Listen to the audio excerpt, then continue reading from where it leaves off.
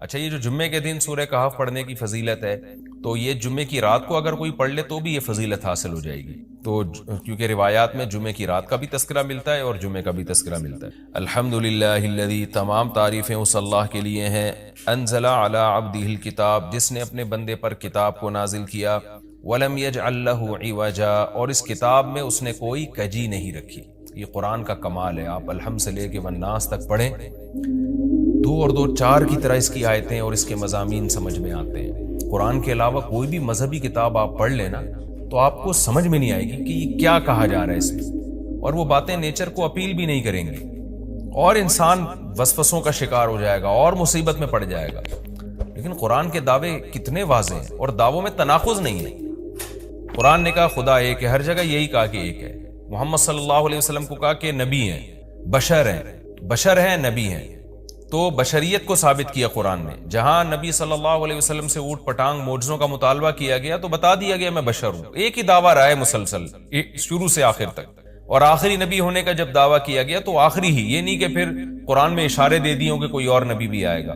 تو تناقض نہیں ہے قرآن میں، نماز کو فرض کیا تو نماز فرض ہے۔ تو یہ جتنے مضامین، پھر اخلاقیات کی جو تعلیم دی وہ تعلیم سیم ہے۔ تو یہ ہے کہ عوج نہیں ہے، بالکل نیچر کو اپیل کرنے والی دو اور دو چار کی طرح صاف ستھری باتیں ہیں قرآن مجید میں۔ یہ خود قرآن کا ایک بہت بڑا معجزہ ہے۔ آپ کبھی بھی کسی جھوٹے آدمی کو جب سنیں گے نا، اس کی باتوں میں ٹکراؤ بہت ہوگا۔ میں ایک دفعہ تحقیق کر رہا تھا، یہ منکرین حدیث جو ہیں جنہوں نے کہا، دعویٰ کیا کہ حدیث حجت نہیں ہے، تو ہمارے شیخ حضرت مفتی رشید احمد صاحب رحمہ اللہ تعالی نے اصل الفتاویٰ کی دوسری جلد میں ان کے خلاف بہت کچھ لکھا ہے۔ تو اس میں ایک بڑی دلچسپ بات یہ تھی کہ جب یہ منکرین حدیث کا جو بانی ہے نا، پرویز نام تھا اس کا، پورا نام اس وقت ذہن میں نہیں ہے، تو اس کی کتابوں سے حضرت نے تناقض نکالا۔ مفتی رشید احمد صاحب رحمۃ اللہ علیہ نے تناقض کیا نکالا؟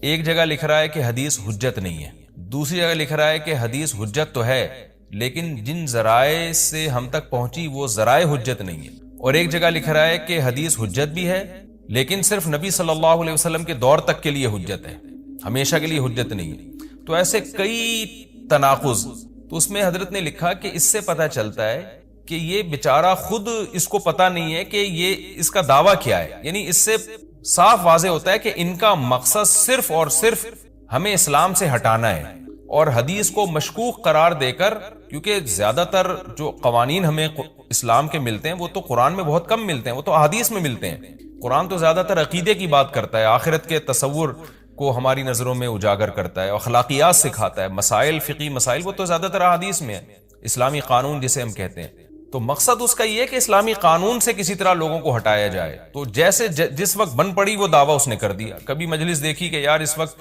یہ دعویٰ کرنا زیادہ مناسب ہے کہ حدیث حجت تو ہے لیکن جن ذرائع سے پہنچی وہ ذرائع قابل اعتماد نہیں ہے، تو وہاں اس نے یہ دعویٰ کر دیا۔ تو جھوٹا آدمی کسی ایک بات پہ ٹکتا نہیں ہے۔ آپ مرزا غلام احمد قادیانی کے دعووں کو دیکھ لیں، اس کی کتابوں میں کہیں وہ لکھتا ہے کہ میں نبی نہیں ہوں، میں تو امام ہوں، اور کہیں لکھتا ہے کہ میں، شروع میں اس نے یہ دعویٰ کیا تھا کہ میں نبی نہیں ہوں، میں امام مہدی ہوں، پھر اس نے دعویٰ کیا میں حضرت وہی عیسیٰ علیہ الصلوۃ والسلام جو مسیح موعود وہ ہوں۔ اس کی کتابوں میں اتنا ٹکراؤ ہے، وجہ اس کی ہے کہ باطل کا ایک ہدف ہوتا ہے، تو وہ دیکھتا ہے کہ جیسا دیس ویسا بھیس، جیسے اس کا ہدف ہوتا ہے شہرت، دولت، اور یا لوگوں میں پھوٹ ڈالنا یا کوئی منصب حاصل کرنا کسی سے، تو وہ پھر دیکھتا ہے کہ جس وقت جو طریقہ اس کو سوٹیبل لگتا ہے نا، وہ وہی طریقہ اختیار کر لے۔ تو ہر باطل میں یہ ہوتا ہے، آج بھی ہم دیکھتے ہیں جو اہل باطل ہوتے ہیں وہ کسی ایک بات پہ ٹکتے نہیں ہیں۔ ایک تو ہوتا ہے نا انسان سے غلطی سے ایک دعویٰ ہو گیا اس سے رجوع کر لے، وہ ایک الگ چیز ہے، وہ تو ہر انسان سے خطا ہو سکتی ہے، لیکن اہل باطل کے دعووں میں بہت ٹکراؤ ہوتا ہے، وہ کسی ایک بات پہ ٹکتے نہیں ہیں۔ آج بہت سارے اسکالرز ایسے ہیں کہ آپ جب ان کی تقریریں سنیں گے یا ان کی کتابیں پڑھیں گے تو انہیں بہت ٹکراؤ نظر آئے گا۔ اسی سے صاف پتہ چل جاتا ہے کہ یہ لوگ اپنے دعوے میں مخلص نہیں ہیں، ان کا مقصد پھوٹ ڈالنا ہے۔ تو جتنی جو تحریف شدہ آسمانی کتابیں ہیں، یہ جتنے باطل مذاہب ہیں، ان میں بھی آپ کو یہ ٹکراؤ نظر آئے گا۔ تو قرآن یہ دعویٰ بار بار کرتا ہے کہ اللہ تعالیٰ نے جو کلام اپنے حبیب صلی اللہ علیہ وسلم پہ نازل کیا اس میں آپ کو عوج نظر نہیں آئے گا، کوئی کجی نظر نہیں آئے گی، بہت واضح دو اور دو چار کی طرح وہ اپنے دعووں کو دعوے کرتا ہے قرآن مجید، اور اس پر دلائل قائم کرتا ہے۔ قیماً، اللہ فرماتے ہیں سیدھا سیدھا کلام ہے، لینذر بأسا، تاکہ یہ ڈرا دے۔ کہ اللہ تو نے اتنا صاف ستھرا کلام نازل کیوں کیا؟ اللہ کہتے ہیں دو وجہ سے، برے لوگوں کو ڈرانے کے لیے، اچھے لوگوں کو امیدیں دلانے کے لیے۔ تاکہ برے لوگ برائی سے بچیں اور اچھے لوگوں کو موٹیویشن ملے. یہ دعویٰ بھی قرآن کا کتنا پیارا اور کتنا صاف ستھرا ہے. برائی کو ختم کرنا چاہتا ہے قرآن, اچھائی کو پروموٹ کرنا چاہتا ہے. لِيُنذِرَ بَأْسًا شَدِيدًا, ہم نے کیوں نازل کیا؟ تاکہ یہ ڈرا دے شدید عذاب سے, مِن لَدُنْهُ, اللہ کی طرف سے, یعنی اللہ کی طرف سے ڈرا دے. وَيُبَشِّرَ الْمُؤْمِنِينَ, اور ایمان والوں کو خوشخبریاں سنا دے. کون سے ایمان والے؟ الَّذِينَ يَعْمَلُونَ الصَّالِحَاتِ, جو اچھے اعمال کرتے ہیں. کیا خوشخبری سنا دے؟ ان لہم اجرا حسنا, کہ ان کو اجر ملے گا بہت اچھا, اور ایسا اجر ملے گا ماکثین فیہ ابدا, رہیں گے اس اجر میں وہ ہمیشہ ہمیشہ. وینذر الذین قالوا, اور تاکہ یہ کلام ڈرا دے ان لوگوں کو, الذین قالوا, جو کہتے ہیں اتخذ اللہ ولدا.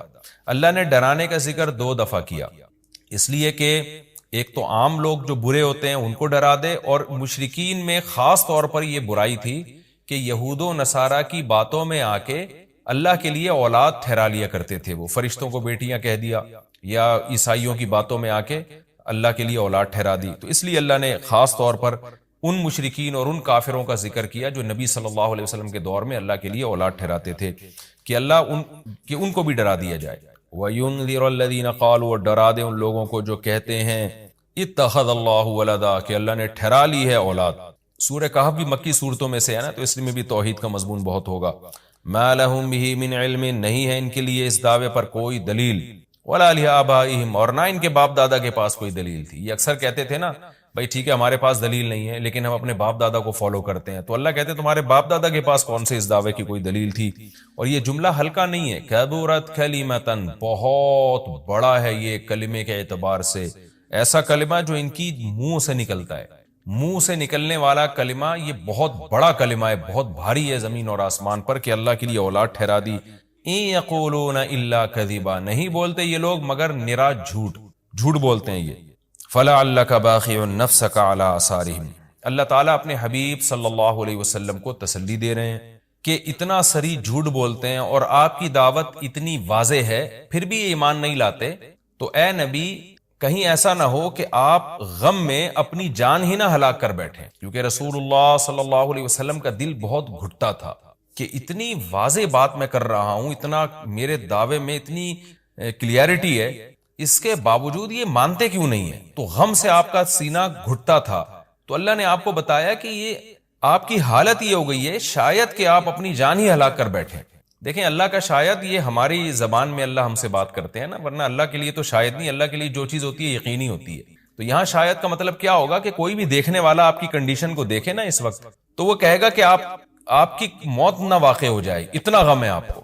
تو مقصد ہے غم کی شدت کو بیان کرنا. تو اللہ فرماتے ہیں شاید کہ آپ اپنی جان ہی ہلاک کر بیٹھے ان کے پیچھے, یعنی ان کے غم میں. اگر یہ لوگ اس قرآن پر ایمان نہ لے کر آئے, اسفا, افسوس اور غم میں آپ کی جان ہی کہیں آپ ہلاک نہ کر بیٹھیں. پھر آگے اللہ بتا رہے ہیں کہ یہ ایمان کیوں نہیں لے کر آتے. آپ غم نہ کریں, آپ کی دعوت میں کوئی کمی نہیں, آپ کے دلائل میں کوئی کمی نہیں. ایمان نہ لانے کی وجہ ہم بتاتے ہیں کیا ہے. کچھ لوگ لائیں گے, کچھ نہیں لے کر آئیں گے. وجہ کیا ہے وہ ہم بتا رہے ہیں اگلی آیت میں. انا جعلنا ما علی الارض, ہم نے بنایا ہے ہر اس چیز کو جو زمین کے اوپر ہے, زینت اللہ, زمین کے لیے, یعنی زمین والوں کے لیے زینت, اٹریکٹیو بنایا ہم نے. زمین اجڑی ہوئی ہوتی, کسی کا دل ہی نہ لگتا زمین میں, تو سارے آخرت ہی کی فکر میں لگ جاتے. لیکن زمین میں اٹریکشن ایسی پیدا کر دی ہے کہ یہ اللہ سے غافل کرتی ہے, حق سے دور کرتی ہے. ہر آدمی اس زمین کی زینت کو حاصل کرنے کی کوشش کرتا ہے. زینت وہ چیز ما یتزین, جو مزین ہوتی ہے اور جس کی طرف انسان کی اٹریکشن ہوتی ہے, چاہے حقیقت میں وہ اٹریکشن کے قابل ہو یا نہ ہو. جیسے گندگی کا ڈھیر ہے, اٹریکشن نہیں ہوتی, لیکن آپ نے اس کے اوپر ایک خوبصورت ململ کا کپڑا ڈال کے خوشبو چھڑک دی, تو اب وہ دیکھنے میں بھلی لگنے لگے گی. تو جو چیز دیکھنے میں بھلی لگتی ہے اس کو مزین کہا جاتا ہے, چاہے حقیقت میں ہو یا نہ ہو. تو اللہ نے کہا کہ ہم حقیقت میں زمین اچھی ہے یا نہیں ہے, یہ لوگ اس کو نہیں دیکھتے, بس اٹریکٹیو ہے اس کو دیکھتے ہیں کہ اس کا یہ اٹریکٹ کرتی ہے اپنی طرف. حقیقت میں دیکھا جائے تو مسافر خانہ ہے نا, کتنی بھی مل جائے تو ختم ہونے والی ہے, تو فنا ہونے والی چیزوں سے کون دل بہلاتا ہے. لیکن اللہ بتا رہے کہ ہم نے چونکہ اس کو مزین کر دیا ہے, تو اس مزین ہونے کا نتیجہ یہ ہے کہ کچھ لوگ اس میں پڑھ کے اللہ کو بھول جاتے ہیں اور کچھ اس کی حقیقت کو دیکھ کر اللہ کو یاد رکھتے ہیں. تو آزمائش جبھی ممکن ہے جب اس زمین کو اٹریکٹیو بنایا جائے. آگے اس لیے اللہ نے فرمایا کہ ہم نے بنایا ہے جو کچھ اس زمین کے اوپر ہے زینت اللہ، زمین کے لیے مزین. کیوں بنایا ہے؟ لنبلوہم، تاکہ ہم لوگوں کو آزمائیں، ایہم احسن عملا، کہ ان میں عمل کے لحاظ سے زیادہ اچھا کون ہے. اگر زمین کو مزین نہ بنایا جاتا تو سارے عمل کے لحاظ سے بہت اچھے ہو جاتے، کیونکہ قربانی نہ دینی پڑتی. اب اس مزین زمین کی بہت سی چیزوں کو چھوڑنا پڑتا ہے. نماز کے وقت دکان چھوڑنی پڑتی ہے، اور صدقات و خیرات کے وقت مال کی قربانی دینی پڑتی ہے، اور جو شریعت کے جتنے بھی احکام ہیں تو جاہ کی قربانی دینی پڑتی ہے، منصب کی قربانی دینی پڑتی ہے. تو اللہ کہتے ہیں ہم نے چونکہ مزین بنا دیا تاکہ ہم لوگوں کو آزمائیں. تو ظاہر ہے جب آزمائش ہوتی ہے تو اے نبی کچھ لوگ کامیاب ہوتے ہیں اور کچھ لوگ ناکام ہوتے ہیں. تو آپ چاہتے ہیں کہ ساری دنیا ایمان لے آئے، سارے نیک بن جائیں، یہ آپ کی چاہت پوری نہیں ہو سکتی، کیونکہ امتحان میں 100% لوگ کامیاب عام طور پر نہیں ہوا کرتے. وَإِنَّا لَجَاعِلُونَ مَا عَلَيْهَا صَعِيدًا جُرُزًا، اور یاد رکھو جو کچھ زمین کے اوپر ہے ہم اس کو بنانے والے چٹیل میدان. یعنی اللہ نے جب یہ کہا نا کہ زمین کے اوپر کی چیزوں کو ہم نے مزین کر دیا، تو آگے نافرمانوں کو ایک دھمکی بھی دے دی کہ تم جو اس میں پڑھ کر ایمان سے اور نیک عمل سے غافل ہو رہے ہو کہ بھئی اتنی اٹریکشن ہے، تو اس کا ایک دوسرا پہلو بھی ہے. وہ پہلو کیا ہے؟ چٹیل میدان بن جائے گی، سب تباہ و برباد ہو جائے گا. یعنی ایگزامینیشن ہال میں جب جو نعمتیں آپ کو دی جاتی ہیں وہ ہمیشہ کے لیے تھوڑی دی جاتی ہیں، وہ تو اس وقت تک کے لیے دی جاتی ہیں جب تک امتحان چل رہا ہے، اس کے بعد وہ لے لی جاتی ہیں واپس. تو اسی طرح اللہ اس زمین کو ختم کر دیں گے، اور تب پوری ترقی، جو انسان کی جتنی بھی ترقی ہے زمین میں اور کائنات میں، ساری زمین بوس ہو کے ختم ہو جائے گی. اور اللہ تعالیٰ جس مقصد کے لیے انسان کو پیدا کیا گیا اس مقصد کے بارے میں انسان سے سوال کریں گے. ام حسبت ان اصحاب الکہف والرقیم، قرآن نے یہ کچھ تمہید بیان کی کہ یہ دنیا آزمائش کے لیے اور سب کچھ ختم ہو جائے گا، جو قرآن کا اصل مقصود ہے. اب قرآن ایک واقعے کی طرف آتا ہے.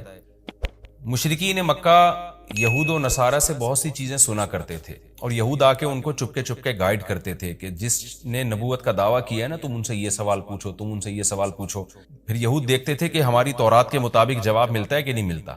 تو ان کا یعنی خیال یہ تھا کہ محمد صلی اللہ علیہ وسلم جواب نہیں دے پائیں گے تو ہم بتائیں گے دیکھو ہماری تورات میں تو یہ لکھا ہے، اگر یہ اللہ کے نبی ہیں تو یہ تو ہر آسمانی کتاب یہ واقعہ بیان کرتی ہے، تو قرآن کیوں بیان نہیں کر رہا. تو یہودیوں نے آ کے مشرکین مکہ سے کہا، مشرکین مکہ نے نبی صلی اللہ علیہ وسلم سے سوال پوچھا. ان میں 3 سوال تھے. ایک روح سے متعلق جس کا سورہ بنی اسرائیل میں جواب دے دیا گیا، ایک حضرت ذوالقرنین سے متعلق کہ وہ کون سا بادشاہ تھا جس نے پوری دنیا پہ حکومت کی ہے، ان کا تذکرہ اللہ نے قرآن میں بیان کیا، اور ایک اصحاب کہف کے بارے میں. تو اب قرآن ان کے واقعے کو بیان کر رہا ہے. ام حسبت ان اصحاب الکہف والرقیم کانوا من آیاتنا عجبا، اے نبی آپ یہ سمجھتے ہیں کہ اصحاب کہف اور جبل والے، پہاڑ والے لوگ، غار اور پہاڑ والے لوگ کیا ہماری نشانیوں میں سے بڑی عجیب نشانی تھے؟ کیا آپ یہ سمجھتے ہیں؟ یعنی یا تو اس کا جواب یہ کہ واقعی یہ نشانی تھے، یا یہ کہ یہ اتنی بڑی نشانی نہیں تھے جتنی بڑی اس کائنات کو بنا دینا بڑی نشانی ہے. اذ اول فتیتو، اللہ نے اس واقعے کو بیان کیا، اس وقت کو یاد کرو جب چند نوجوانوں نے ٹھکانہ پکڑا الی الکہف، ایک بڑے غار کی طرف، فقالو، پھر کہنے لگے. اب دیکھیں قرآن جب واقعہ بیان کرتا ہے نا تو سوال تو مشرکین نے اصحاب کہف کا پوچھا تھا، بتا دیا جاتا بھئی ایک زمانے میں اصحاب کہف تھے جو مشرک بادشاہ تھا جس کے ظلم سے تنگ آ کے وہ علاقہ چھوڑ کے چلے گئے، اور 300 سال غار میں رہے، اور پھر 300 سال کے بعد واپس آئے اور لوگوں نے پھر بڑی عقیدت کی، محبت کی، بس اتنا کافی تھا. لیکن قرآن واقعہ اس انداز سے بیان کرتا ہے کہ اس میں اسباق ملنا شروع ہو جائیں، ہمیں اس میں اسباق ملنا شروع ہو جائیں. اب دیکھیں شروع کیسے کیا جا رہا ہے. کیا تم یہ سمجھتے ہو کہ اصحاب کہف کا واقعہ کوئی عجیب واقعہ ہے؟ یعنی اللہ کے لیے تو کوئی عجیب نہیں ہے. یعنی انسانوں پر گویا اللہ تعجب کر رہے ہیں کہ اس واقعے کو تم عجیب سمجھ رہے ہو، اور اس سے بڑے عجیب عجیب کام جو ہم نے کر دیے، پانی کے قطرے سے انسان کو بنا دیا اور اتنا بڑا نظام بنا دیا ہم نے کائنات کا، اس کو عجیب نہیں سمجھ رہے. تو یہ انسان کی بھی عقل ہے نا کہ ایک واقعہ عجیب و غریب ہو جائے تو اس پہ حیران ہو رہا ہوتا ہے، اور وہ پوری کائنات بن گئی اور انسان کا پانی سے وجود میں آ جانا، چونکہ یہ ہم اس کے عادی ہو چکے ہیں یہ منظر دیکھنے کے، تو یہ ہمارے نظر میں عجیب نہیں رہا، ورنہ حقیقت میں تو اس سے زیادہ عجیب کام اللہ کر چکا ہے. تو ایک تو سبق اللہ نے ہمیں یہ بتایا اس واقعے میں کہ یہ واقعہ اتنا عجیب نہیں جتنا اللہ کے دوسرے کام زیادہ عجیب ہیں. تو قرآن واقعہ بیان کرتا ہے اس انداز سے تاکہ ہمیں اس سے اسباق ملے. اذ اول فتیۃ الی الکہف، نوجوانوں نے غار میں پناہ لی، فقالوا ربنا، اور کیا کہنے لگے، اے ہمارے رب، آتنا من لدنک رحمہ، تو دے ہمیں اپنی طرف سے رحمت، اور ہیئ لنا من امرنا رشدا، ہمارے معاملے میں کوئی رشد کا انتظام کر دے، یعنی درستگی کا انتظام کر دے۔ اس میں کیا سبق ملتا ہے کہ جو مشرک بادشاہ تھا، کافر بادشاہ تھا، چند نوجوان اسلام لے کر آئے، اللہ کے برحق دین کو قبول کیا، ان کو یہ یقین تھا کہ ہم اس علاقے میں رہ کر اپنے دین اور مذہب پہ قائم نہیں رہ سکتے، لہذا انہوں نے ارادہ کیا ہم ہجرت کرتے ہیں۔ تو اب ہجرت کر کے جائیں کہاں؟ تو اللہ سے دعائیں مانگ رہے ہیں۔ اس سے کیا پتہ چلتا ہے کہ جب آپ کے لیے کسی علاقے میں رہ کر دین پر چلنا ناممکن ہو تو آپ پر لازم ہے کہ آپ اس علاقے کو چھوڑیں، ایک بات۔ نمبر دو، چھوڑ کر آپ اللہ پہ اعتماد اور توکل کریں کہ جس اللہ نے مجھے یہاں کھلایا وہ کہیں اور بھی کھلا سکتا ہے۔ نمبر تین، اللہ سے دو قسم کی دعائیں مانگیں۔ نمبر ایک، اے اللہ تو میرے لیے رحمت کا انتظام کر دے، یعنی اپنا رحم کر تاکہ تیری رحم کی وجہ سے ہمارے لیے معاملات آسان ہو جائیں۔ نمبر دو، تو ہمیں گائیڈ کر، ہیئ لنا من امرنا رشدا کا مطلب سیدھا راہ دکھا، ہمیں بتا کہ ہم نے جانا کہاں ہے، کس ملک میں اسٹے کرنا ہے، سفر کیسے کرنا ہے۔ یہ بالکل ایسے ہی ہے جیسے موسیٰ علیہ الصلوۃ والسلام سے غلطی سے قتل ہو گیا، تو اب مدین سے جب نکلنا تھا، مصر سے جب نکلنا تھا تو راستہ معلوم نہیں تھا، تو وہاں بھی اللہ تعالیٰ سے آپ موسیٰ علیہ السلام نے دعا مانگی کہ وَلَمَّا تَوَجَّهَ تِلْقَاءَ مَدْيَنَ قَالَ عَسَىٰ رَبِّي أَن يَهْدِيَنِي سَوَاءَ السَّبِيلِ، مجھے امید ہے میرے رب مجھے سیدھا راستہ دکھائے گا۔ تو جب انسان کو راستے معلوم نہ ہو، گائیڈنس نہ مل رہی ہو کہ جانا کہاں ہے، کہاں اسٹے کرنا ہے، تو ایسے موقع پہ اللہ سے سیدھے راستے کی دعا مانگنی چاہیے۔ تو یہاں بھی انہوں نے دعا مانگی کہ اللہ تو ہمارے لیے رحمت کا انتظام کر دے اور ہمارے لیے ہمیں گائیڈ کر دے کہ ہم نے جانا کہاں ہے، کہاں اسٹے کرنا ہے۔ تو قرآن کہتا ہے ہم نے ان کی دعا کو قبول کی، فَضَرَبْنَا عَلَىٰ آذَانِهِمْ، رحمت کا انتظام کیسے ہوا کہ ہم نے غار کے اندر، کیونکہ گئے ان کے کتے کو ساتھ لے کر غار کے اندر گئے، اور وہاں انہوں نے کہا کہ فی الحال ہم یہاں لوگوں سے چھپ جائیں، کسی طریقے سے پناہ میں آ جائیں، پھر دیکھیں گے جی اٹھ کے ہم نے جانا کہاں ہے۔ تو قتل کے خوف سے نکلیں اور غار میں جا کے آرام کیا، تو اللہ کہتے ہیں ہم نے ان کے کانوں پہ پردہ ڈال دیا، سلا دیا گہری نیند، سنین عددا، کئی سال تک، ثم بعثناہم، پھر ہم نے ان کو جگایا، لنعلم ای الحزبین، تاکہ ہم دیکھیں، جس کا نتیجہ یہ نکلا کہ ہم یہ دیکھنا چاہتے تھے ان دونوں میں سے کون سا فریق ایسا ہے احصیٰ لما لبثوا امدا، جو مدت کے اعتبار سے زیادہ کاؤنٹ کرنے والا ہے اس مدت کو، لما لبثوا، جس مدت تک یہ لوگ ٹھہرے۔ یعنی اللہ تعالیٰ بھی گویا ان کو دیکھ کے خوش ہو رہے ہیں کہ دیکھیں ان کے آپس میں تبصرے کیا ہوتے ہیں، کیونکہ کسی کے ساتھ ایسا کبھی نہیں ہوا۔ تو اب جب یہ اٹھیں گے تو اللہ کی گویا کہ اللہ تعالیٰ بھی ان کی بات کو دیکھ کرنا ایک خوش ہو رہے ہیں ان کو دیکھ کے کہ دیکھو میں یہ باتیں آپس میں کیا کرتے ہیں۔ تو کسی نے کیا کہا، کسی نے کیا کہا، یہ سارا تذکرہ آگے آئے گا۔ سورہ تحریم کا پہلا رکوع، اس کی تفسیر سے ہم انشاءاللہ شروع کریں گے، تب ترجمہ اور گرامر ہو چکی پچھلے ایپیسوڈ میں۔ اعوذ باللہ من الشیطان الرجیم، بسم اللہ الرحمن الرحیم، یا ایھا النبی لما تحرم ما احل اللہ لک، اے نبی آپ وہ چیز اپنے اوپر حرام کیوں کرتے ہیں جو اللہ نے آپ کے لیے حلال کر دی ہو۔ اس کا شان نزول ہے، نبی صلی اللہ علیہ وسلم سیدہ زینب کے پاس گئے، آپ صلی اللہ علیہ وسلم کا معمول تھا عصر کی نماز کے بعد تمام ازواج کے گھر آپ جایا کرتے تھے، تو سیدہ زینب کے گھر گئے تو حضرت زینب نے آپ کو شہد پلایا، وہاں آپ کو کچھ دیر زیادہ ہو گئی، سیدہ عائشہ کو پتہ چلا تو آپ نے حضرت حفصہ کو بلایا، اور یہ میں تفسیر بتا رہا ہوں صحیح ہے بخاری کے مطابق، کیونکہ بعض روایات میں تھوڑا سا ڈیفرنٹ بھی ہے، لیکن جو صحیح بخاری ہے اس کے حساب سے یہ تفسیر ہے۔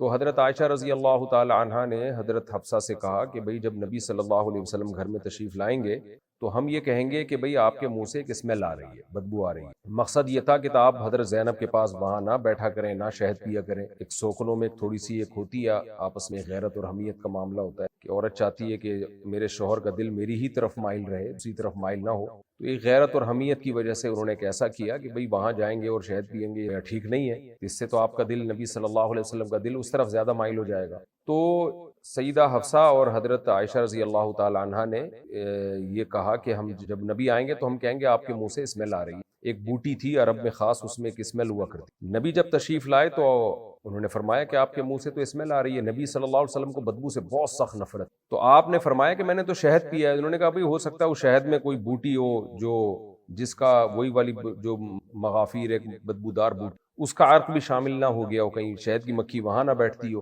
تو آپ نے قسم اٹھائی کہ اللہ کی قسم آئندہ میں شہد نہیں پیوں گا. آپ نے اپنی ان زوجہ کو، ازواج کو خوش کرنے کے لیے قسم اٹھا لی تاکہ یہ خوش ہو جائیں اور مطمئن ہو جائیں بھائی اب دوبارہ کوئی شہد کا حساب کتاب حضرت زینب کے گھر میں نہیں ہو. تو آپ نے قسم اٹھا لی. پھر ہوا یہ کہ نبی نے ان کو حکم دیا کہ میں نے یہ قسم اٹھائی ہے، اس قسم کے بارے میں تم کسی کو بتانا نہیں، اور حضرت زینب کو بھی مت بتانا، کیونکہ حضرت زینب کو پھر تکلیف ہوگی بھائی میرے گھر سے شہد پی کے گئے ہیں اور پھر قسم اٹھا رہے ہیں کہ میں کبھی زندگی میں شہد نہیں پیوں گا.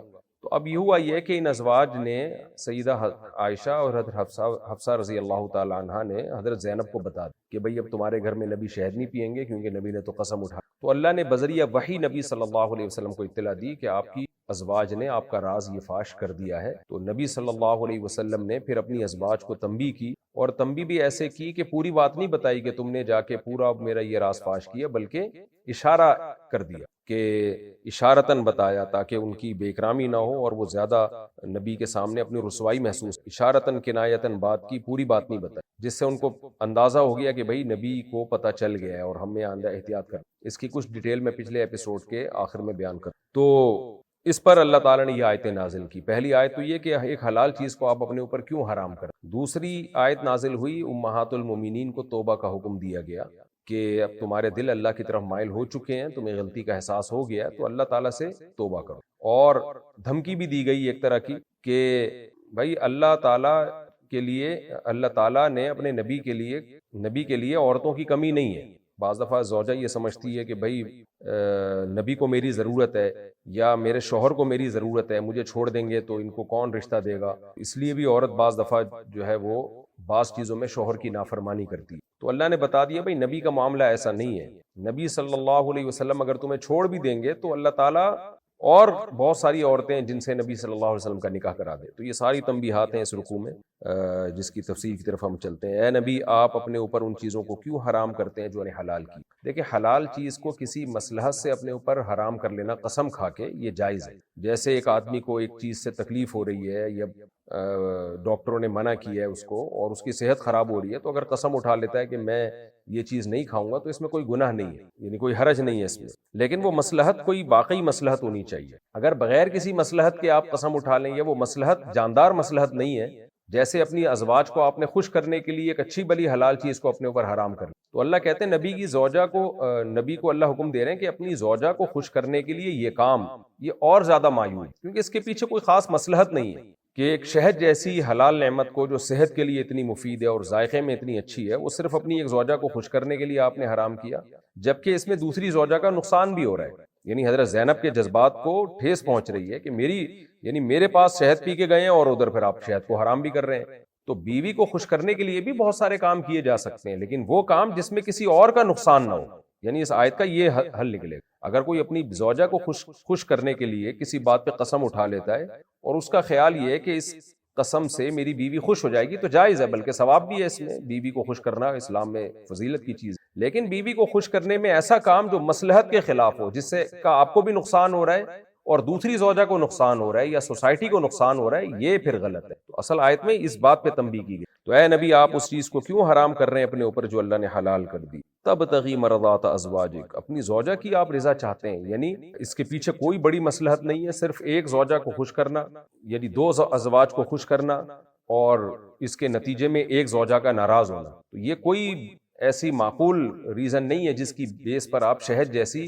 مفید چیز کو اپنے اوپر حرام کر لیں قسم کھا کے. واللہ غفور الرحیم، اللہ معاف کرنے والا رحم کرنے والا. یعنی آپ سے خلاف اولا کام تو ہوا، ایک نامناسب کام تو ہوا، لیکن اللہ معاف کرنے والا اور رحم کرنے والا ہے، اس پہ آپ کو پکڑے گا نہیں. البتہ تنبیہ ضرور کر رہا ہے اللہ تعالیٰ. وہ تنبیہ کیا ہے؟ قد فرض اللہ لکم تحلۃ ایمانکم، اللہ نے مقرر کر دیا ہے تمہارے لیے قسموں سے نکلنے کا طریقہ، یعنی کفارے کا طریقہ. تو آپ بھی قسم کو توڑ دیں اور کفارہ ادا کر دیں، اس سے آپ قسم سے نکل آئیں. اسی وجہ سے علماء کہتے ہیں حلال چیز کو کوئی بھی اپنے اوپر قسم کھا کے حرام کر دے تو افضل یہی ہے کہ اس قسم کو توڑ کے اس کا کفارہ ادا کیا. اور اگر اس حلال کو حرام کرنے کا نقصان ہو رہا ہے سوسائٹی کو یا اپنی ذات کو، پھر جو ہے یعنی کوئی نقصان کا خطرہ ہے، تو پھر قسم توڑنا واجب ہے. اور خلاف شرع بات کی قسم اٹھائی جائے تو بھی قسم توڑنا واجب ہے. واللہ مولاکم، اللہ تمہارا دوست ہے، یعنی وہ تمہارا دوست ہے. تبھی اس نے قسم توڑنے کے طریقے بھی بتا دیے ہیں کہ کفارہ دے دو تو قسم توڑ کے تم کفارہ دے دو تو تمہیں گناہ نہیں ملے گا. واللہ العلیم الحکیم، وہ علم والا اور حکمت والا ہے. وَإِذَا سَرَّ النَّبِيُّ إِلَىٰ بَعْضِ أَزْوَاجِهِ حَدِيثًا، اس وقت کو بھی یاد کرو جب نبی نے اپنی بعض بیویوں کے سامنے کوئی بات چھپائی، یعنی سیدہ حفصہ اور عائشہ رضی اللہ عنہما کو یہ بات بتائی کہ میں تم سے کر رہا ہوں، یہ بات کسی اور کے سامنے مت کرنا کہ میں نے شہد کے اپنے اوپر حرام کر دی۔ فَلَمَّا نَبَّأَتْ بِهِ، پس جب اس زوجہ نے بتا دی وہ بات، بھی یعنی وہ خبر بتا دی، کس کو؟ سیدہ زینب کو۔ وَأَظْهَرَهُ اللَّهُ عَلَيْهِ، اور یہ خبر اللہ نے ظاہر کر دی علیہ نبی پر، یعنی اللہ نے نبی کو بتا دیا کہ آپ کی زوجہ نے یہ بات جا کے بتا دی ہے حضرت زینب کو کہ نبی شہد اپنے اوپر حرام کر چکے۔ تو عرف بعضہ، نبی نے اس خبر کے بعض حصے کو ظاہر کیا، وَأَعْرَضَ عَن بعض، اور بعض کچھ سے اعراض کیا، اگنور کیا اس کو، یعنی نبی نے کلیئر یہ نہیں کہہ دیا اپنی زوجہ سے کہ تم نے میرا راز فاش کیا ہے اور تم نے جا کے بتا دیا ہے کہ میں نے شہد کے اپنے اوپر حرام کر دیا، بلکہ اشارتاً کنایتاً ادھوری بات کی ازواج کے سامنے، جس سے ان کو تنبیہ ہو جائے۔ اس کی تفسیر میں ڈیٹیل سے بیان کر چکا ہوں پچھلے ایپیسوڈ میں کہ یہ عزت دار لوگ اور جو با اخلاق لوگ ہیں ان کی عادت یہ ہوتی ہے کسی سے کوئی غلطی ہو جائے تو پوری غلطی کو ہائی لائٹ نہیں کرتے، بہت سو کو پہ پردہ ڈال دیتے ہیں اور بس اشارتاً کنایتاً بات کرتے ہیں تاکہ سامنے والے کو احساس بھی ہو جائے اور وہ سامنے والا رسوا بھی نہ ہو۔ کیونکہ اگر نبی پورا A to Z بتاتے کہ میں نے یہ قسم اٹھائی تھی اور پورا ایز اٹ از جا کے تم نے سیدہ زینب کو بتایا کہ نبی قسم اٹھا چکے ہیں آئندہ کبھی شہد نہیں پئیں گے اور آپ کے پاس آنے کی وجہ سے نبی نے قسم اٹھائی ہے، اس طرح بتا دیتے تو وہ زیادہ ان کو اپنی رسوائی محسوس ہوئی کہ بھئی یہ تو پوری یعنی ہماری غلطی پر پورے نبی صلی اللہ علیہ وسلم مطلع ہو گئے۔ تو نبی نے آدھی بات کی، آدھی سے اعراض کیا۔ فلما نبأہا، پس نبی نے خبر دی جب اس زوجہ کو، بھی اس غلطی کی، اس راز کی جو انہوں نے فاش کیا تھا۔ قالت من انبأک ھذا، تو وہ زوجہ کہنے لگی کہ آپ کو کس نے بتایا کہ ہم نے راز فاش کیا، یہ ہم نے زینب کو جا کے یہ خبر دی۔ ان کا خیال تھا شاید سیدہ زینب نہیں بتایا، تو قال نبأنی العلیم الخبیر، نبی نے فرمایا کہ مجھے اس ذات نے جو علیم بھی ہے خبیر بھی ہے، علم والا اور باخبر ہے، اس نے مجھے بتایا، یعنی بذریعہ وہی مجھے پتا چلا۔ آگے اللہ فرماتے ہیں ان تتوبا الی اللہ، اگر تم دونوں اللہ کی طرف توبہ کرو، یعنی بخاری کی حدیث کے مطابق حضرت عائشہ اور حضرت حفصہ کو خطاب ہے، توبہ کرو فقد صغت قلوبکما، تو تمہارے دل مائل ہو چکے ہیں، یعنی اللہ کی طرف مائل ہو چکے ہیں، تمہیں اپنی خطا کا احساس ہو۔ وَإِن تَظَاهَرَ عَلَيْهِ، اور اگر تم سرکشی کرو گی نبی پر، سرکشی کا مطلب کیا ہے یہاں پہ؟ یعنی نافرمانی، یعنی آئندہ بھی کسی جائز کام میں نبی کی اطاعت نہیں کرو گی۔ عورت پر شوہر کی اطاعت لازم ہے جائز کاموں میں، مباح کاموں میں جو اس کی استطاعت اور طاقت میں، تو اس کو تظاہرہ سے تعبیر کیا گیا۔ یہاں سرکشی کا مطلب یہ نہیں کہ جیسے آج عورتیں جو سرکش عورتیں جو شوہروں کی سرکشی کر رہی ہوتی، وہ تو امہات المومنین سے کی جو سیرت بتاتی ہے کہ اس کا تو امکان ہی نہیں تھا وہاں پہ، یہ چھوٹی موٹی باتوں میں خطاؤں کو ہی اللہ نافرمانی سے تعبیر کر رہے ہیں۔ وَإِن تَظَاهَرَ عَلَيْهِ فَإِنَّ اللَّهَ هُوَ مَوْلَاهُ، تو اللہ تعالیٰ نبی کا دوست ہے، یعنی امہات المومنین کو نبی کی اطاعت کے لیے ترغیب دی جا رہی ہے، موٹیویشن کی جا رہی ہے کہ بھائی جس کا اللہ بھی دوست ہو، جبریل بھی دوست ہو، نیک مسلمان بھی دوست ہوں اور فرشتے ان کے مددگار ہوں، تو تم ان کی نافرمانی کر کے ان کا کیا بگاڑ سکتے؟ یہ موٹیویشن کا ایک طریقہ ہے۔ اس کا مطلب یہ نہیں ہے کہ امہات المومنین معاذ اللہ کوئی نبی کی نافرمان تھی یا کوئی بڑی بڑی ان سے کوئی نافرمانیاں ہو رہی تھیں، چھوٹی موٹی خطائیں ہر گھر میں ہوتی ہیں، تو اور وہ خطا بھی جو امہات المومنین سے ہوئی وہ بھی غیرت اور حمیت کی بیس، نبی کی محبت میں، وہ چاہتی تھیں کہ نبی کا دل ہماری طرف مائل ہو، حضرت زینب جو آپ کی پھوپھی ذات ہیں ان کی طرف مائل نہ ہو، کیونکہ وہ رشتہ دار بھی تھیں نبی صلی اللہ علیہ وسلم کی، کزن تھیں، تو ظاہر ہے کزن کی طرف میلان زیادہ ہوتا ہے، رشتے کی بیس پہ بھی زیادہ ہوتا ہے، ان کی خاندانی شرافت زیادہ تھی حضرت زینب کی، قریشی ہاشمی یہ سب صفات سے وہ آراستہ تھیں، تو اس لیے حضرت عائشہ کا ایسے موقع پہ ایک غیرت اور حمیت کا شکار ہو جانا یہ نبی کے محبت اور نبی کے عشق کی وجہ سے تھا، سیدہ حفصہ کا اور حضرت عائشہ کا۔ تو اس کی بیس وہ نہیں ہے جو آج جو نافرمان عورتوں میں جو بیس پائی جاتی ہے کہ لالچ، شوہر یعنی پیسہ اس کا ہتھیار لینا یا اس کو ستانا، اپنی جو ہے وہ اپنی صرف خواہشات کی بیس پہ، اپنی نفسانی خواہشات کی بیس، تو امہات المومنین اس سے بہت بری تھی۔ آپ دیکھ لیں نا نبی صلی اللہ علیہ وسلم نے ان کو کیسے قربت اور مسکنت میں رکھا ہوا تھا، پھر بھی انہوں نے نبی صلی اللہ علیہ وسلم کی صحبت میں رہنا ہی پسند کیا، جبکہ نبی نے ان کو طلاق کا اختیار بھی دیا تھا، پھر بھی انہوں نے نبی کی صحبت میں رہنا پسند کیا۔ تو یہ آپ کے پاکیزہ کردار کی بہترین دلیل ہے، کیونکہ یہ جو صحابہ کے خلاف لوگ ہیں نا یا صحابیات کے خلاف، وہ اس طرح کی آیتیں نکال کے بہت طنز کرتے ہیں، سیدہ عائشہ پہ، حضرت حفصہ پہ بہت طنز کرتے ہیں، جبکہ یہ بات بھی احادیث سے ثابت ہے کہ نبی صلی اللہ علیہ وسلم کو جو سب سے زیادہ محبوب زوجہ تھی وہ حضرت عائشہ ہی تھی۔ تو یہ کیسے ہو سکتا ہے کہ نبی کی محبت حضرت عائشہ سے تو بے پناہ ہو، سیدہ عائشہ کی نہ ہو؟ اس لیے یہ سب نیچرل ہے غیرت اور حمیت کی بیس پہ بعض دفعہ سوکھنوں میں اس طرح کا معاملہ ہو جاتا ہے۔ عسیٰ ربہ ان طلقکن، اللہ تعالیٰ فرماتے ہیں اگر رب تمہیں طلاق دے دیں، یعنی یہ بھی موٹیویشن کا ایک طریقہ ہے کہ بھائی نبی تمہارے محتاج نہیں ہے، آپ نبی کی محتاج ہو، آپ سب، تو آپ نے اطاعت کرنی ہے، کیونکہ اگر اللہ تعالیٰ یعنی اگر نبی صلی اللہ علیہ وسلم تمہیں طلاق دے دیں تو عسیٰ ربہ ان یبدلہ، رب کیا کرے گا؟ بدلے میں دے دے گا ازواجن خیرا منکن، ایسی بیویاں جو تم سے بہتر ہوں گی۔ وہ بہتر کس لحاظ سے؟ اللہ فرماتے ہیں مسلمات، اسلام کے احکام پہ چلنے والی ہوں گی، مؤمنات، عقیدے میں مضبوط، قانتات، اطاعت کرنے والی، یعنی نبی کی کسی بات میں نافرمانی نہیں کریں گی، تائبات، کبھی غلطی ہو جائے تو توبہ کریں گی، عابدات، عبادت کرنے والی ہوں گی، سائحات، کثرت سے روزے رکھنے والی، تو یہ ساری صفات ان کے اندر ہوں گی۔ تو اور صحیح احادیث سے، قرآن سے یہ بات ثابت ہے کہ نبی نے طلاق نہیں دی۔ کیوں نہیں دی؟ اس لیے کہ یہ صرف قرآن میں تنبیہ تھی امہات المومنین کو، اور یہ تمام تر صفات امہات المومنین میں موجود تھی۔ تو قرآن کی اس آیت سے پتہ چلتا ہے کہ امہات المومنین ہی کا اللہ نے نبی کے لیے انتخاب کیا ہے۔ ایسا نہیں ہوا کہ نبی، یہ صرف ایک ڈرایا گیا ہے، دھمکایا گیا ہے، حقیقت سے اس کا تعلق نہیں ہے کہ اللہ نے ایسا کر بھی دیا۔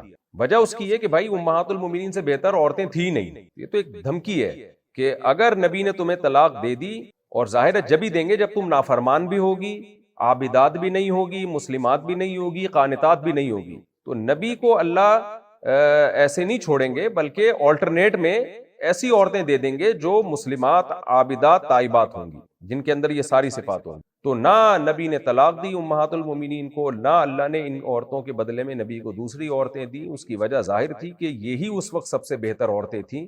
تو یہ آیت صرف تنبیہ کے لیے ہے کہ اگر ایسا ہوا تو ایسا ہو جائے گا، جبکہ ہمیں پتہ ہوتا ہے نہ ایسا ہوگا، نہ اس کے بدلے میں ایسا ہوگا۔ تو اللہ نے اپنی نبی کی ازواج کے لیے، نبی کی زوجگی کے لیے، نبی صلی اللہ علیہ وسلم کی نکاح میں رہنے کے لیے جن عورتوں کا انتخاب کیا وہ سب سے بہترین عورتیں، اور یہ تمام صفات صحیح بخاری مسلم کی احادیث سے ہمیں پتہ چلتی ہے امہات المومنین میں موجود تھیں۔ ان کی عبادت، ان کا صدقات و خیرات، کثرت سے روزے رکھنا۔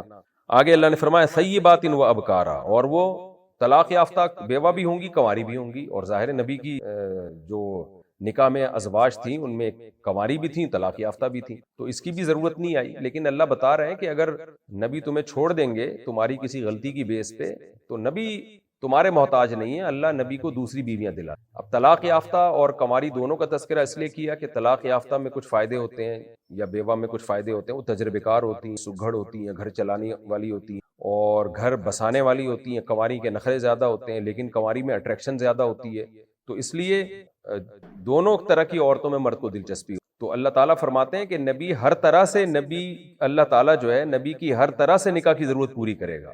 آپ کے نکاح میں تجربے کار عورتیں بھی ہوں گی، طلاق یافتہ بیوہ، تاکہ نبی ان سے مشورے لے سکیں اور ان کے ساتھ آپ صلی اللہ علیہ وسلم، یعنی ایک بیوہ طلاق یافتہ عورت کی ایک مینٹیلٹی ہوتی ہے نا، وہ ایج کی وجہ سے بھی، اور کنواری کی طرف اٹریکشن زیادہ ہوتی ہے، تو اللہ ہر طرح کی عورتیں آپ کے نکاح میں دے دے گا۔ تو یہ صرف ایک تنبیہ تھی، جیسے میں بار بار بتا رہا ہوں، ایسا ہوا نہیں ہے کیونکہ امہات المومنین میں یہ ساری صفات موجود۔ اور دیکھیں اس آیت سے ہمیں یہ بھی پتہ چلا کہ بیوی میں یہی صفات ہونی۔ آج دیکھتے ہیں کماتی کتنا ہے، بولڈ کتنی ہے، وہ اس طرح کی بیویاں لوگ تلاش کر رہے ہیں۔ بیوی میں جو اوریجنل صفات ہیں وہ یہی ہونی چاہیے کہ مسلم ہو، یعنی اللہ کی فرما بردار ہو، ایمان مضبوط ہو اس کا، اللہ پہ توکل ہو، قانتات، شوہر کی اطاعت کرنے والی ہو، شوہر کی آنکھوں میں آنکھیں ڈال کے بات کرنے والی نہ ہو، شوہر کو سپیریئر سمجھے، گھر کا سربراہ سمجھے، اور تائبات، کبھی غلطی ہو جائے تو معافی مانگے، یعنی اللہ کی نافرمانی ہوئی ہے تو اللہ سے معافی مانگ لے، گھر میں کہیں نافرمانی ہوئی ہے تو گھر میں معافی مانگ لے، اور عابدات، عبادت میں دل لگانے والی، سائحات، نفلی روزے رکھنے والی۔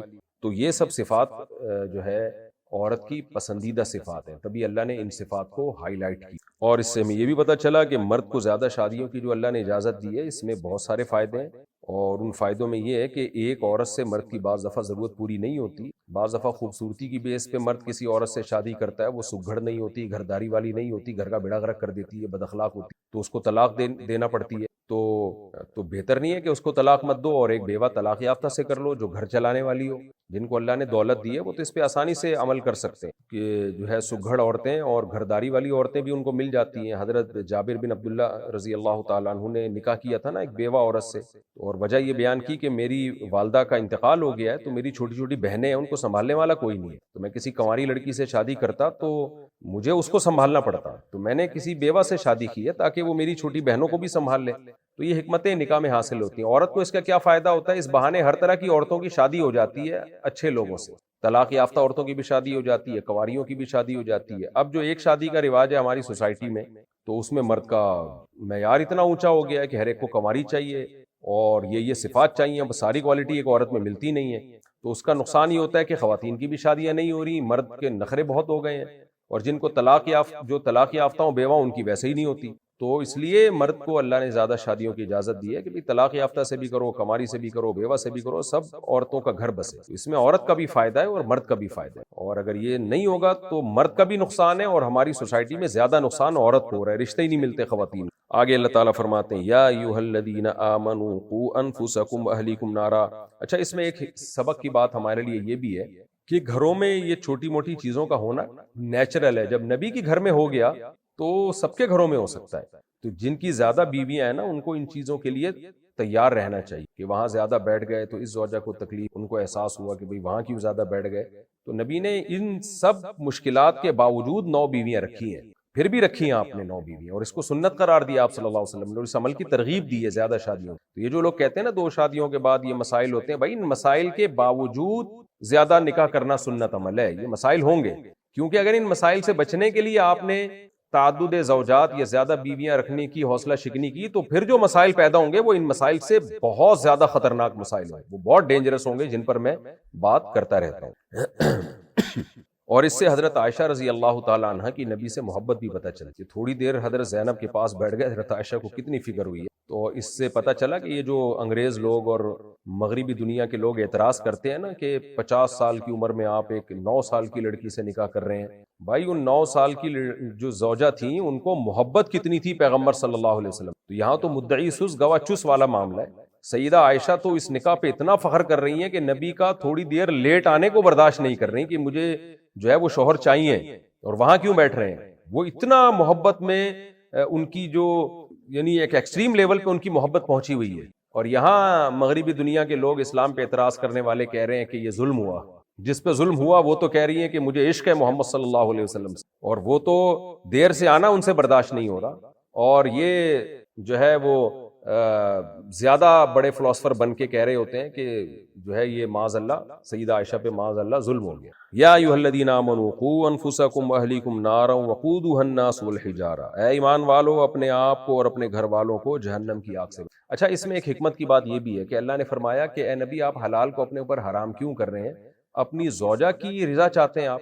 یہ اللہ نے اس لیے تذکرہ کر دیا کہ آج بہت سارے مرد بہت سارے کام جو جائز بھی ہوتے ہیں ان میں مصلحت بھی ہوتی ہے, صرف بیوی کے کہنے سے وہ نہیں کر رہے ہوتے. تو عورت کے پیش نظر تو صرف ایک حکمت ہوتی ہے, مرد کے پیش نظر پوری سوسائٹی ہوتی ہے, پورا خاندان ہوتا ہے. تو بیوی کے کہنے میں آ کے اس حلال سے ایوائڈ کرنا, جس حلال سے اجتناب کرنے سے آپ کا بھی نقصان سوسائٹی کا بھی نقصان, وہ کبھی بھی نہیں کرنا چاہیے. تبھی اس آیت کی روشنی میں علماء نے لکھا ہے, جو ماضی قدیم میں ہمارے فقہاء انہوں نے لکھا ہے کہ اگر آپ دوسری شادی پہلی بیوی کو خوش کرنے کے لیے آپ دوسری شادی سے ایوائڈ کر رہے ہیں تو یہ کوئی اچھا کام نہیں ہے. وجہ اس کی یہ ہے کہ آپ بیوی تو آپ کی خوش ہو جائے گی, لیکن سوسائٹی کی جو تباہ کاری ہے, سوسائٹی کو جو نقصان ہوگا وہ کتنا بڑا نقصان ہے. کتنی بیوہ طلاق یافتہ عورتیں رہ جائیں گی, اور سوسائٹی میں زنا پھیلے گا. آپ خود بھی زنا کار بن سکتے ہو, اور جس سے آپ نکاح نہیں کر رہے, جس کی نکاح کی پیشکش کو آپ مسترد کر رہے ہو, وہ عورت بھی سوسائٹی میں ایک پبلک ایک پراپرٹی بن سکتی ہے. جو یورپ امریکہ میں آپ دیکھ لیں وہاں کیا ہو رہا ہے, مغربی دنیا تباہی اسی وجہ سے ہوئی ہے. تو اس لیے علماء نے اس آیت کے تحت خاص طور پر لکھا ہے کہ اگر کوئی دوسری شادی کرتا ہے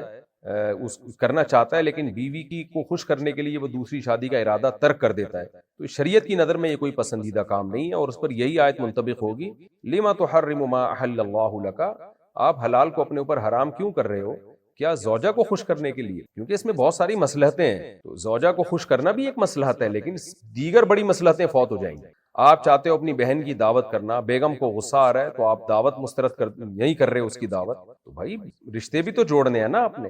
تو بیوی کو خوش کرنے کے لیے ہر وہ کام جس کا سوسائٹی پہ برا اثر پڑے وہ بہت بری حرکت ہے, مرد کو اس سے اجتناب کرنا چاہیے. ہاں ایسے کام جس سے سوسائٹی پہ کوئی برا اثر نہیں پڑ رہا, وہ بیوی کو خوش کرنے کے لیے ان جائز کاموں کو بھی چھوڑا جا سکتا ہے, اس میں کوئی حرج نہیں ہے بلکہ ثواب ہے, کیونکہ اسلام میں زوجہ کی بھی حقوق ہیں.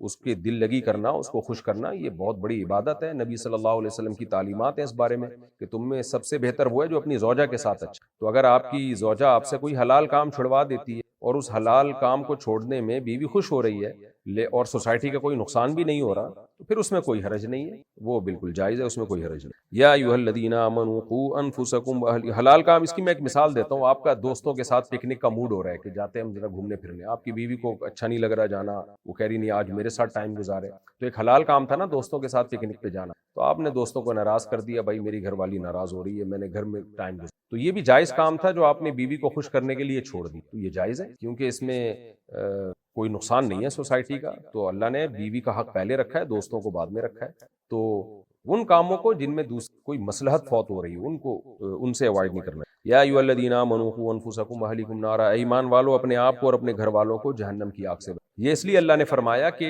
انبیاء کی ازواج کا تذکرہ ہے، تو انبیاء کی ازواج کو یہ خیال ہو سکتا ہے ہمارے شوہر تو محمد صلی اللہ علیہ وسلم ہے، تو ہمیں بھی شریعت پہ چلنا کیا اتنا ہی ضروری ہے؟ تو اللہ بتا رہے ہیں کہ ضروری ہے، اور جن کے شوہر نیک ہیں یا سربراہ نیک ہیں ان کو بھی بتایا جا رہا ہے کہ تمہارے نیک ہونے سے یہ ضروری نہیں ہے کہ تمہارے بیوی بچے بھی جہنم سے بچ جائیں، تو تم نے اپنے گھر والوں کو بھی جہنم کی آگ سے بچانا ہے، ان کی بھی اصلاح کی تم نے فکر کرنی ہے، جیسے دنیا میں بھوکا مرنے سے اپنی آل اولاد کو بیوی بچوں کو بچاتے ہو، تو آخرت کی آگ سے بچانے کی بھی اتنی ہی فکر کیا کرو۔ یا ایھا الذین آمنوا، اے لوگو جو ایمان لائے ہو، قوا انفسکم اپنے آپ کو بھی، واہلیکم اور اپنے گھر والوں کو بھی، نارا جہنم کی آگ سے بچاؤ، یعنی نیک کام کرنے پر ان کو ابھارو، ان کی اصلاح کی کوشش کرو۔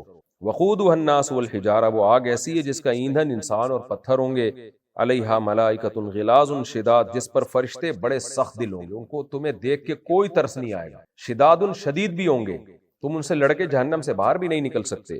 لا یعصون اللہ ما امرہم، اللہ انہیں جو آرڈر دیتا ہے وہ اس کو پورا کرتے ہیں، اس کی نافرمانی نہیں کریں گے، یعنی تمہیں یہ لگ رہا ہوگا کہ وہ جب تمہیں عذاب میں ڈالیں گے تمہاری چیخ و پکار کو سن کے ترس آئے گا، یا تم ان کو کوئی رشوت دے کے اپنے آپ کو باہر نکلوا لو گے، تو اللہ کہتے ہیں نہ ان کو ترس آئے گا، نہ تم ان سے لڑ کے باہر آ سکتے ہو، کیونکہ شدید ہیں، وہ طاقتور ہیں، اور جو اللہ نے آرڈر ان کو دیا ہے اس کی خلاف ورزی بھی کبھی نہیں کریں گے، تو اس لیے ان سے تو تم مایوس ہو جاؤ۔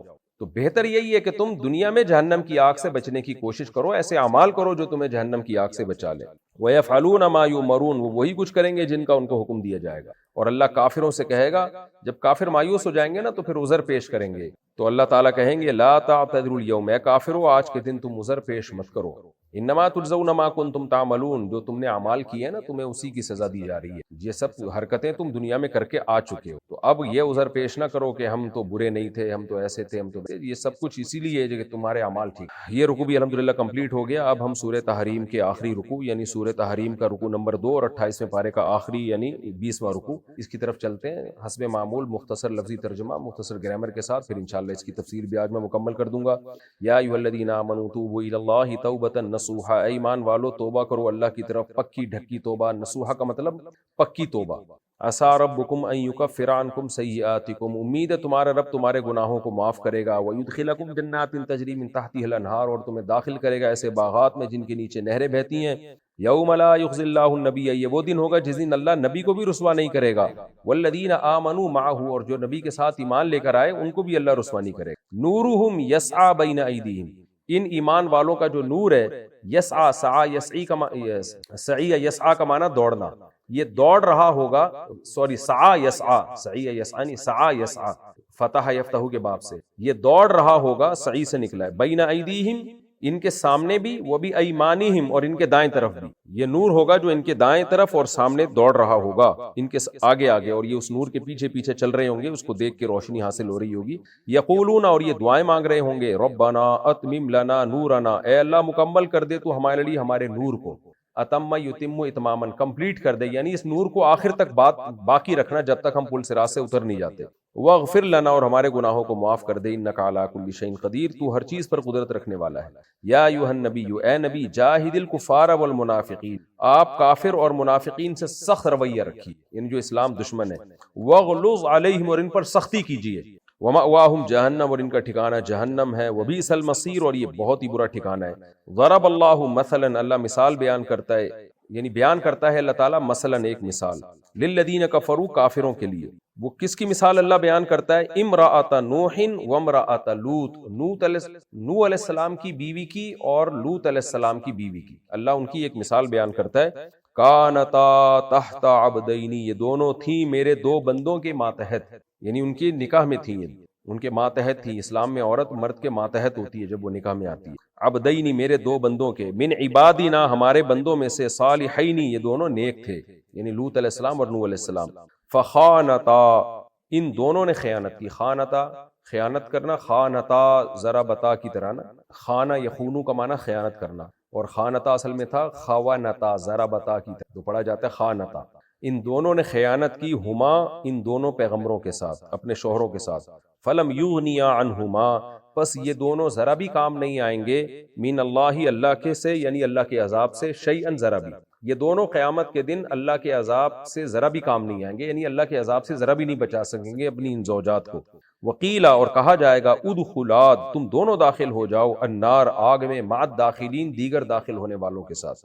وضرب اللہ مثلا اور اللہ مثال بیان کرتا ہے، للذین آمنوا ان لوگوں کے لیے جو ایمان لائے۔ کس کی مثال؟ امرأۃ فرعون، فرعون کی بیوی۔ اذ قالت جب اس نے کہا، ربی اصل میں تھا ربی اے میرے رب، ربی ابنی لی، ابنی بنا یبنی بنانا، اے اللہ بنا لے میرے لیے، عندک اپنے پاس، بیتن فی الجنہ جنت میں ایک گھر، وَنَجِّنِي اور نجات دے دے مجھے، من فرعون فرعون سے، وعملہ اور اس کے عمل سے یعنی جو یہ تشدد کر رہا ہے، وَنَجِّنِي اور نجات دے دے مجھے، من القوم الظالمین ظالم لوگوں سے۔ وَمَرْيَمَ ابْنَتَ عمران اور مریم کی بھی مثال اللہ بیان کرتا ہے جو عمران کی بیٹی تھی، التی احصنت فرجہا جس مریم نے حفاظت کی اپنی شرمگاہ کی، فرج شرمگاہ کو کہتے ہیں، یعنی عفت اور پاک دامنی کی حفاظت کی۔ فنفخنا فیہ پس ہم نے اس مریم میں پھونک ڈالی، یعنی ان کے گریبان میں، فیہ کی ضمیر گریبان کی طرف لوٹ رہی ہے جو جس کا دوسرے مقام پہ تذکرہ ہے، من روحنا اپنی روح میں سے، وصدقت اور مریم نے تصدیق کی، بکلمات ربیہا اپنے رب کے کلمات کی، وکتبہ اور اپنے رب کی کتابوں کی، وکانت من القانتین اور تھی مریم فرما برداروں میں سے۔ لفظی ترجمہ ہو گیا، تفسیر کی طرف چلتے ہیں۔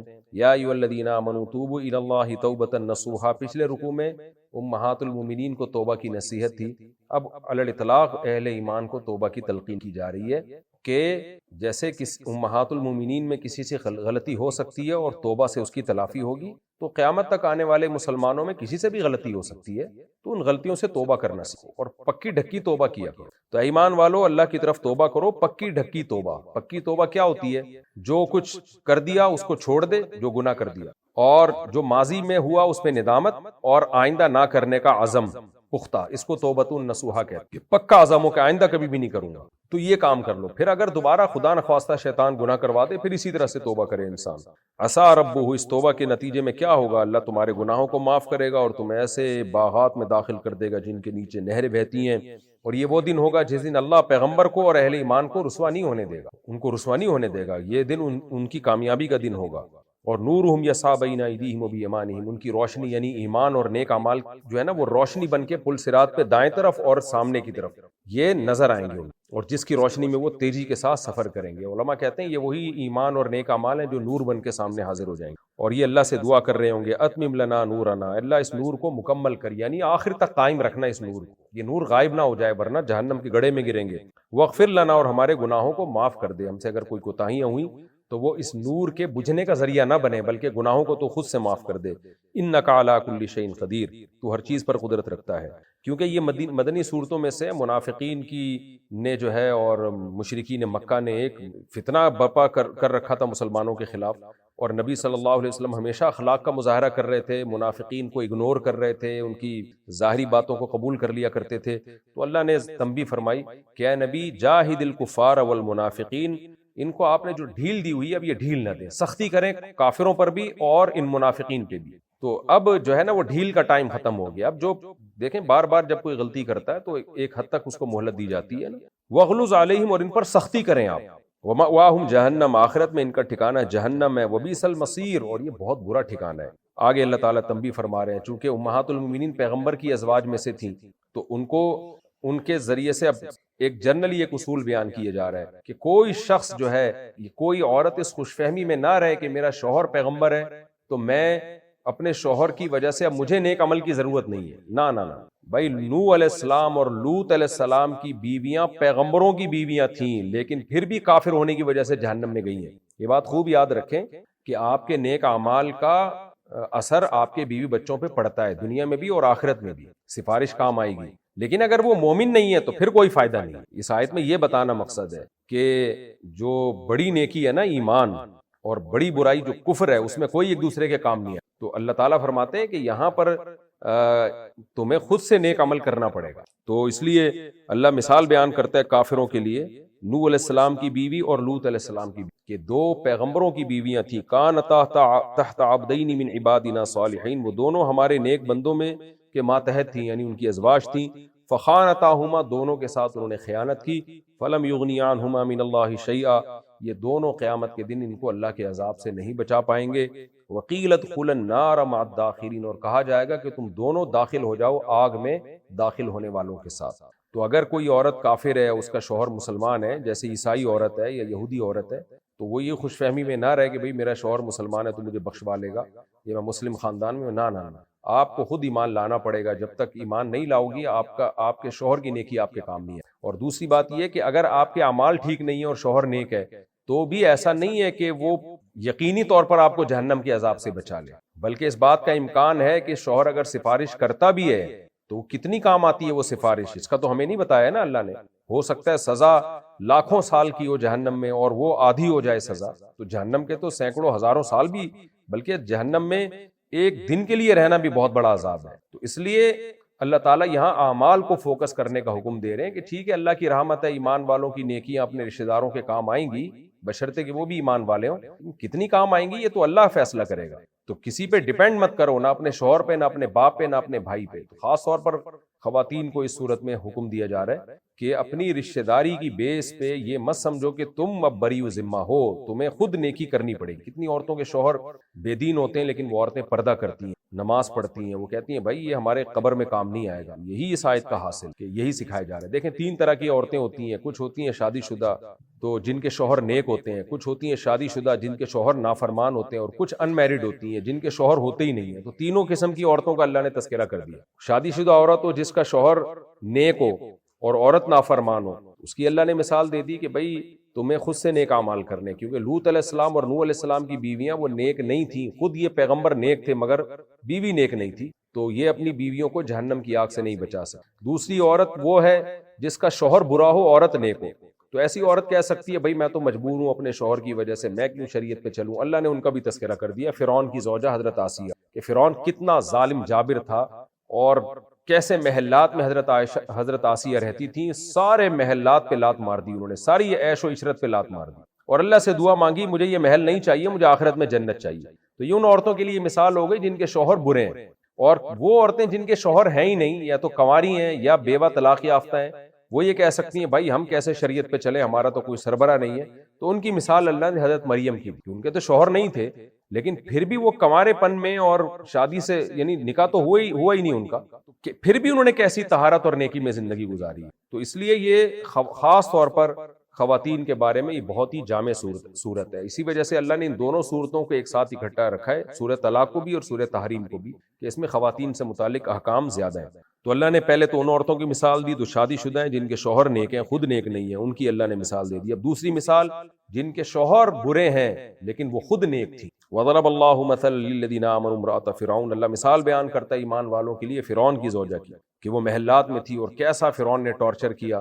تو انہوں نے کہا کہ اللہ مجھے یہ محل نہیں چاہیے، بلکہ رب ابن لی عندک بیتا فی الجنہ، اللہ مجھے جنت میں گھر بنا دے، جنت میں تو جو محل دے گا وہ اس سے عالی شان ہوگا، مجھے دنیا کا محل نہیں چاہیے. ونجنی من فرعون، اس ظالم سے بھی مجھے نجات دے دے اور اس کے عمل سے بھی، جو یہ عمل کر رہا ہے یعنی جو ٹارچر کر رہا ہے مجھے. بعض روایات میں آتا ہے کیلوں کو نا الٹا کر کے، تخت میں کیلوں کو الٹا کر کے اس پہ لٹا دیا کرتا تھا، اتنی سخت سزا دیتا تھا. بعض روایات میں آتا ہے حضرت آسیہ کو دھوپ میں لٹا کے پتھر رکھوا دیے ان کے سینے پہ. تو اس طرح کے سخت عذاب کو حضرت آسیہ نے برداشت، کیونکہ فرعون کو یہ تھا کہ میری اپنی زوجہ میرے ہاتھ سے نکل گئی اور موسیٰ علیہ السلام پر ایمان لا رہی ہے، تو قوم تو بولے گی کہ پھر تو قوم تو حضرت موسیٰ پہ ایمان لائے گی. تو اس کو حضرت آسیہ کے اس عمل سے اپنی حکومت جاتی بھی نظر آ رہی تھی. لیکن حضرت آسیہ کا حوصلہ دیکھو آپ، کتنا بڑا حوصلہ، کی سب عیش و عشرت پہ لات مار دی انہوں نے، اور ایسی لگژری لائف پہ لات مار کے انہوں نے کہا اللہ مجھے شہادت چاہیے، مجھے محل چاہیے جنت میں. تو اللہ کہتے ہیں ایسی بھی حوصلے والی عورتیں. آج ہماری عورتوں کے شوہر اتنے ظالم بھی نہیں ہوتے اور اتنی بڑی عورتوں کی قربانی بھی نہیں ہوتی، پھر بھی سسرال کی باتوں میں آ کے پردہ چھوڑ دیتی ہیں اور شوہر کو خوش کرنے کے لیے اس کے دوستوں کے سامنے بے پردہ آ کے بیٹھنا شروع کر دیتی ہیں، اس کی حرام آمدن میں اس کو اپریشیٹ کرنے لگتی ہیں، یہ سب ناجائز باتیں۔ تو اللہ نے مثال بیان کی ایمان والوں کے لیے کہ دیکھو فرعون کی زوجہ کیسی حوصلے والی تھی، تو انہوں نے دعا مانگی وَنَجِّنِي مِنَ الْقَوْمِ الظَّالِمِينَ، اللہ ایسی قوم سے مجھے نجات دے دے۔ وَمَرْيَمَ ابْنَتَ عِمْرَانَ الَّتِي أَحْسَنَتْ فَرْجَهَا، حضرت مریم کنواری تھی، ان کی بھی اللہ مثال دے رہے تاکہ کنواری لڑکیوں کو بھی یہ ہو کہ وہ عفت اور پاک دامنی سے زندگی گزاریں، دوستیاں قائم نہ کریں، اپنی شرمگاہ کی حفاظت کریں،